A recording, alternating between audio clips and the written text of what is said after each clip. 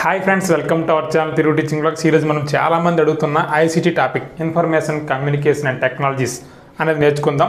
ముందుగా మన ఛానల్ ఎవరైనా సబ్స్క్రైబ్ చేయకపోతే సబ్స్క్రైబ్ చేయండి, లైక్ చేయండి, మీ ఫ్రెండ్స్ అందరికీ షేర్ చేయండి. ఇక క్లాస్లోకి వెళ్ళిపోదాం. ఒకటవది ఐసీటీ. అసలు ఐసీటీ అంటే ఏంటి?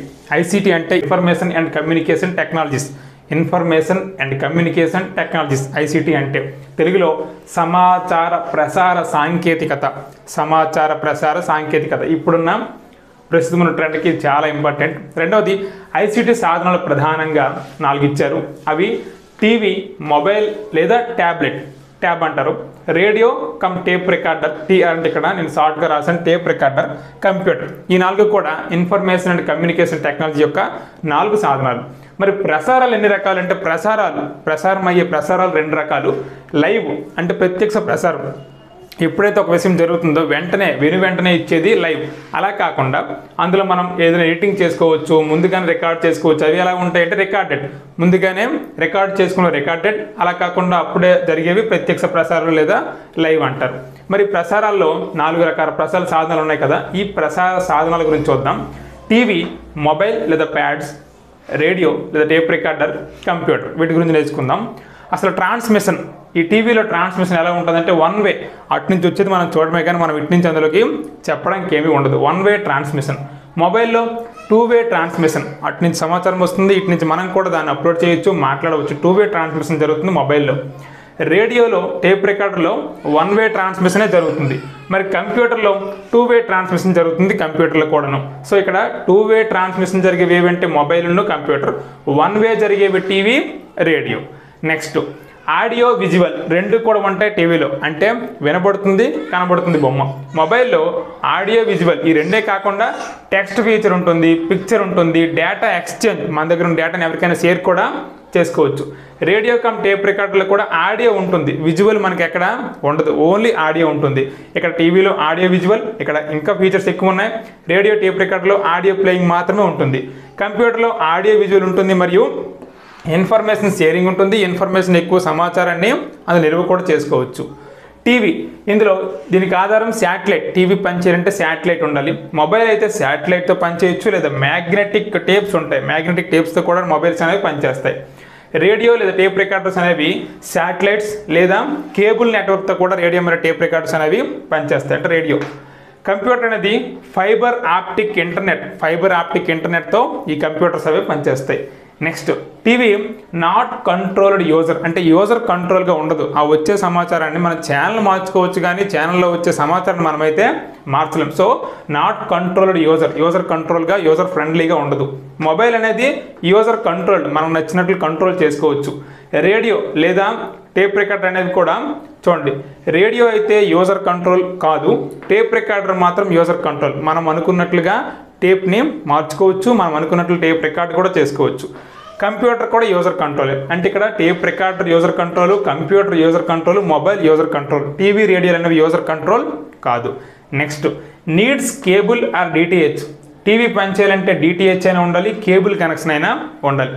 మొబైల్కి నీడ్స్ సర్వీస్ ప్రొవైడర్ ఉండాలి, సర్వీస్ ప్రొవైడర్ ఉంటేనే మొబైల్ అనేవి వర్క్ చేస్తాయి. రేడియో మరియు టేప్ రికార్డర్కి ఇన్బిల్డ్ సిస్టమ్, అందులో కొంత సిస్టమ్ దానికి సాఫ్ట్వేర్ని అప్లోడ్ చేసి ఉండాలి. కంప్యూటర్కి సాఫ్ట్వేర్ మరియు నెట్ ఉండాలి, నెట్ ఉంటేనే పనిచేస్తుంది, సాఫ్ట్వేర్ ఇన్బిల్ట్గా ఉండాలి. నెక్స్ట్ లాస్ట్ రికార్డింగ్ అనేది టీవీలో ఉండదు, కొన్ని డిటిహెచ్ కనెక్షన్లో, డిటిహెచ్ బాక్సుల్లో ఈ రికార్డింగ్ అనేది ఇచ్చాడు ఆప్షన్స్. మొబైల్లో అయితే రికార్డ్ ఫెసిలిటీ ఉంటుంది, రేడియోలో ఉండదు కానీ టేప్ రికార్డర్లో రికార్డింగ్ ఫెసిలిటీ ఉంటుంది. కంప్యూటర్లో పాసిబుల్, కంప్యూటర్లో కూడా అవుతుంది. ఇది ప్రసార సాధనాల్లో ఈ 4 రకాల డిఫరెన్స్ అనమాట. నెక్స్ట్ ఇక్కడ చూసుకుంటే ఐసీటీలో ఎన్నిసార్లు అప్లికేషన్ ఉపయోగించినా అదే సేమ్ రిజల్టే వస్తుంది, దాన్ని ఏమంటామంటే విశ్వసనీయత. అడగొచ్చు బిట్టు, ఐసీటీలో ఎన్నిసార్లు అప్లికేషన్స్ ఉపయోగించినా, సపోజ్కి 2x2 అనేది ఎన్నిసార్లు ఉపయోగించినా అది ఆన్సర్ క్యాలిక్యులేటర్ అనేది 4 చూపిస్తుంది. సో అది ఒక విశ్వసనీయత అనమాట, ఎంతమంది ఉపయోగించినా. నెక్స్ట్ సూచనలకు అనుగుణంగా, మనం దాంట్లో ఏదో ఒక సాఫ్ట్వేర్ని అప్లోడ్ చేసి ఉంటాం కదా, ఆ సూచనలకు అనుగుణంగా దోషరహిత ఫలితాలు ఇస్తుంది. దాన్నే ఐసీటీ యొక్క ఖచ్చితత్వం అంటాం. ఖచ్చితత్వం, సూచనలు ఏవిస్తామో దానికి అనుగుణంగా దోషరహిత ఫలితాలను అది ఇస్తుంది. ఇంకా ఇందులో నుంచి కూడా చాలాసార్లు బిట్ వచ్చింది. 1 బైట్ అంటే 8 బిట్స్, 8 బిట్లు. అలాగే 1 కిలోబైట్ అంటే 1024 బైట్స్. ఒక మెగాబైట్, కిలోబైట్ని కేబీ అంటాం, మెగాబైట్ అంటే ఎంబీ, 1024 కిలోబైట్లు. ఇది చాలా మనకు ఉపయోగపడుతుంది కదా, ఎందుకంటే ఫోన్లో ఎంత ఎంబీ ఉంది ఇంకా స్టోరేజ్, లేదా ఎంత ఎంబీ మనం ఉపయోగించాం, ఇంకెంత ఎంబీ ఈ రోజు ఖాళీ ఉంది ఉపయోగిస్తాం. మెగాబైట్స్ 1024 కిలోబైట్లు. అలాగే 1024 మెగాబైట్స్ కలిస్తే 1 గిగాబైట్ 1 జీబీ. మనకి జనరల్గా 1 జీబీ స్టోరేజ్, 2 జీబీ స్టోరేజ్ మనం బ్యాలెన్స్ చేసుకుంటాం కదా, అదే 1 గిగాబైట్ 1024 ఎంబీకి సమానం. అలాగే 1 టెరాబైట్, 1 టీబీ అంటే 1024 జీబీ. 1024 జీబీ మన నెలలో యూజ్ చేయలేం, చాలా ఎక్కువైపోతుంది. నెక్స్ట్ ఫైల్ అంటే ఏంటి, ఫోల్డర్ అంటే ఏంటి, డిస్క్ అంటే ఏంటి, ఇక్కడ కూడా చాలా బిట్ వచ్చే అవకాశం ఉన్న టాపిక్కే. ఫైల్ అంటే మనం ఏదైనా ఒక చిత్రం కానీ, ఒక వీడియో కానీ, ఒక పాట కానీ నిలువ చేసుకునే దాన్నే ఒక ఫైల్ అంటాం. మనం కంప్యూటర్లో కానీ ఫోన్లో కానీ ఒక ఫైల్ క్రియేట్ చేసుకుంటాం కదా, అదే చిత్రం కానీ వీడియో కానీ పాట కానీ నిలువ చేసేదే ఒక ఫైల్. మరి ఫోల్డర్ అంటే ఒక ఫోల్డర్ క్రియేట్ చేసుకొని మనం సపోజ్ ఏదైనా ఒక టెక్స్ట్ బుక్ని డౌన్లోడ్ చేస్తే దాన్ని ఫైల్ అంటాం. అలా కాకుండా టెక్స్ట్ బుక్లు అన్నీ కలిపి ఒక ఫోల్డర్లో పెట్టుకుంటాం, దాన్నే ఫోల్డర్ అంటాం. అంటే ఫైళ్ళ సముదాయం, ఈ ఫైళ్ళు ఉంటాయి కదా, ఫైళ్ళ సముదాయంనే ఫోల్డర్ అంటారు. మరి క్వశ్చన్ ఇలాగ అడగవచ్చు, ఫోల్డర్ అంటే ఫైళ్ళ సముదాయం, ఫోల్డర్ల సముదాయం, ఫైళ్ళ సముదాయము మరియు ఫోల్డర్ల సముదాయం ఏది కాదు. ఆన్సర్ ఆప్షన్ సి అవుతుంది. అంటే ఫైళ్ళ సముదాయమే ఫోల్డర్ కాదు, ఫోల్డర్ల సముదాయం. కొన్ని ఫోల్డర్లు అన్నీ కలిపి కూడా ఫోల్డర్లు మనము పెట్టుకోవచ్చు. ఈ ఫోల్డర్కి ఇంకొక పేరు డైరెక్టరీ, ఫోల్డర్కి ఇంకో పేరు directory. Next last one disk. Disk అంటే ఈ ఫైళ్ళని కానీ ఈ ఫోల్డర్ని కానీ మనం నిల్వ చేసుకుంటాం. సపోజ్కి మనం ఫోల్డర్లో చాలా ఎక్కువ పెట్టాం, అవన్నీ కూడా ఒక పెన్ డ్రైవ్లో దాచుకోవాలి. ఆ పెన్ డ్రైవ్ అనేది డిస్క్. అసలు డిస్క్ అంటే దాని ఉదాహరణలు కూడా చూద్దాం. పెన్ డ్రైవ్ ఒక డిస్క్ అనమాట.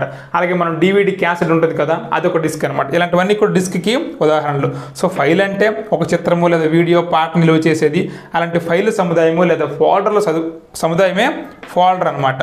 అలాగే డిస్క్ అంటే ఈ ఫైల్ని కానీ ఫోల్డర్ని కానీ నిల్వ ఉంచేదే డిస్క్. సపోజ్కి పెన్ డ్రైవ్ మనం ఎక్కువగా యూజ్ చేస్తున్నది పెన్ డ్రైవ్, హార్డ్ డిస్క్, ఇలాంటివన్నీ కూడా పరికరాలు కూడా వీటి చాలాసార్లు అడిగారు, అది కూడా మనం చూద్దాం.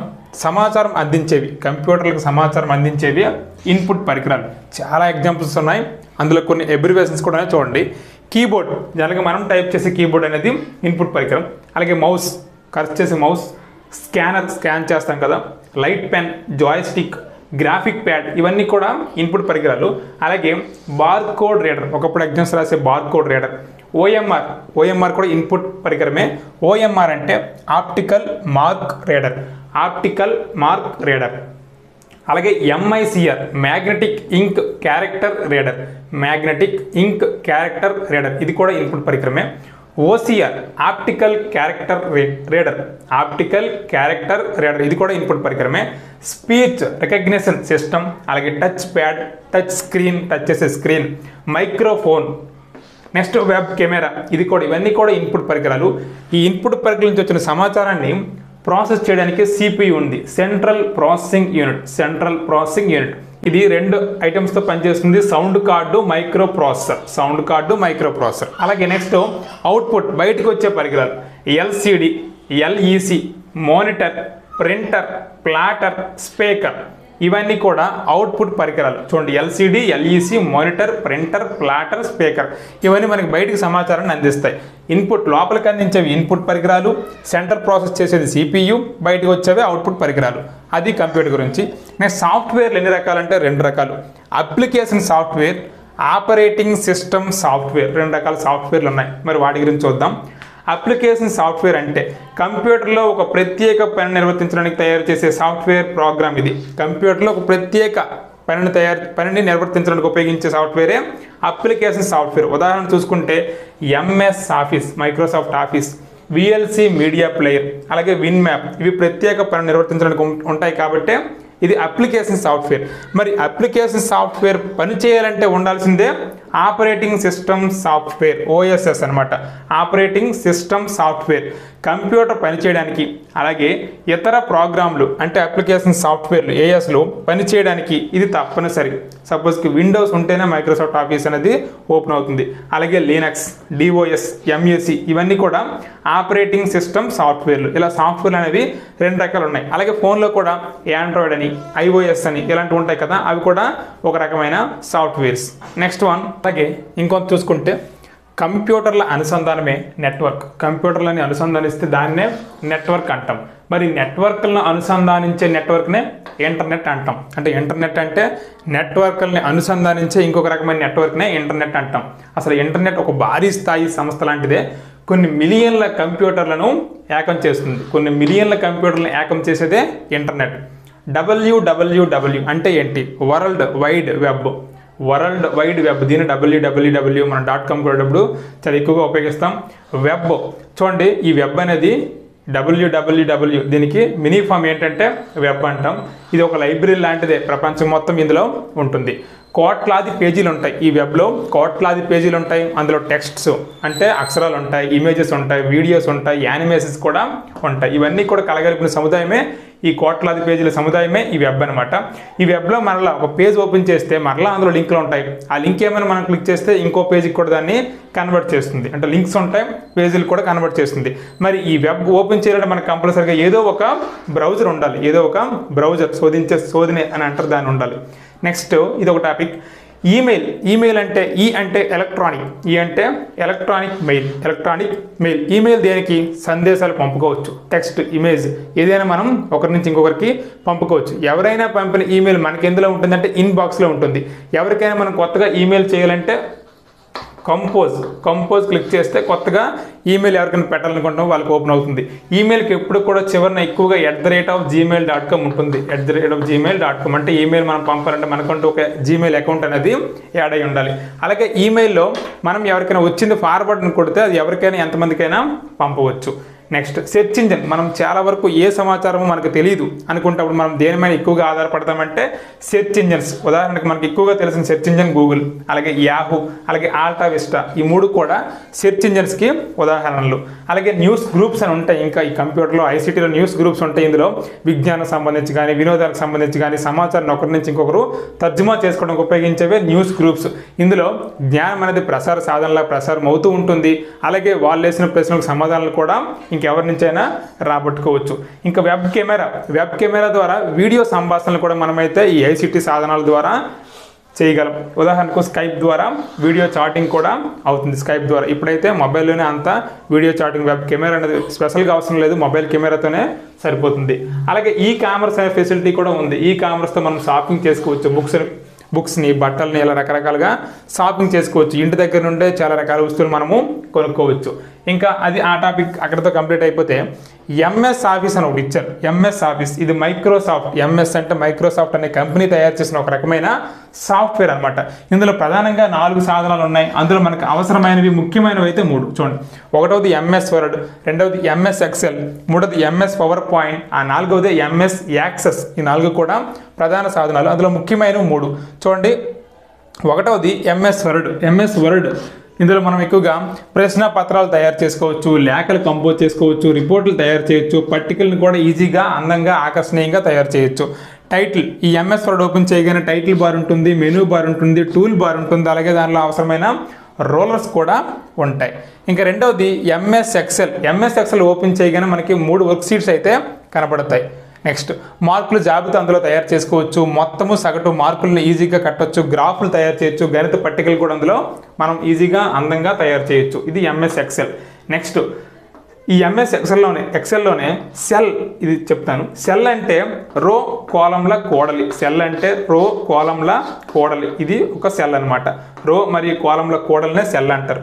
రో అంటే అడ్డు వరుసలు, దాన్ని సమాంతర వరుసలు అంటారు. అలాగే కాలం అంటే నిలువు వరుసలు. మరి సెల్ అడ్రస్, సపోజ్కి ఇది అడ్రస్ ఏంటి అనేది మనకు తెలియాలంటే సపోజ్కి C1 ఉందంటే C ఏంటి 1 ఏంటి చూడండి, దాన్ని సెల్ అడ్రస్ అంటాం. ఒక అక్షరంతో మొదలయ్యి అంకితో పూర్తి దాన్ని సెల్ అడ్రస్ అంటాం. చూడండి, నిలువ వరుసలను అక్షరాలతో సూచిస్తారు. ఈ నిలువ వరుసల్ని అక్షరాలతో, ఇంగ్లీష్ ABCDలతో సూచిస్తారు నిలువ వరుసల్ని. అడ్డు వరుసల్ని సంఖ్యలతో. ఈ 1 అంటే C1 అంటే C నిలువ వరుసలో 1వ అడ్డు వరుస అని అర్థం. సో 1 అనేది అడ్డు వరుస. ఉదాహరణకి A12, B4.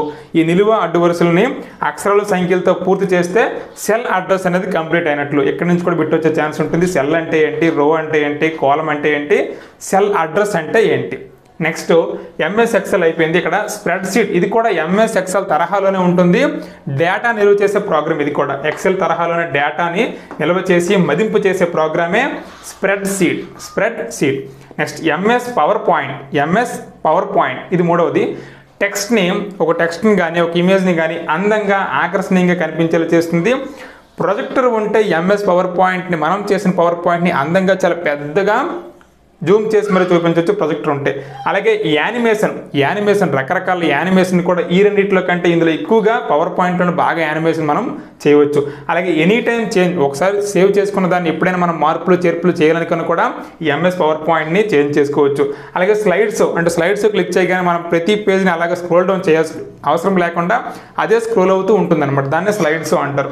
ఇది ఫ్రెండ్స్ మనకి ఐసీటీ ఇన్ఫర్మేషన్ అండ్ కమ్యూనికేషన్ టెక్నాలజీలో పార్ట్ 1 వీడియో. ఈ వీడియో మీకు నచ్చినట్లయితే కామెంట్ రూపంలో ఏదైనా తెలియచేయండి.